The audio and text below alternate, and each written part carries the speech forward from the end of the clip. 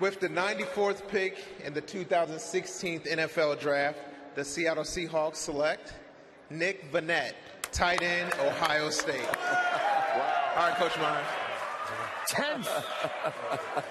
10. Coach is showing off now. I mean, come on. You're a high step. Come on, man. Let's see the board. Hold on. Let's see the board. Let's see all 10 of them now. Let's see how big this thing gets. Let's check it out. Hold on, man. Good. 10. It's just now you're just extending the record.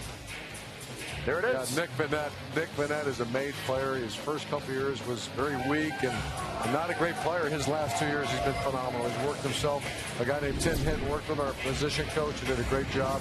He's got excellent hands, great size, very good route runner, and I think his future's still way ahead of him. Kind of a late developer. How does he compare to the kid that went in the third round? Jeff Hireman went to Denver. Much different player. Jeff Hireman's a point of attack tight end. He benches 225, 35 times. This guy's more of a movement tight end. He can't play point, but he's a movement tight end and an excellent player. I think he plays faster than he times. No doubt. He's a very efficient route runner.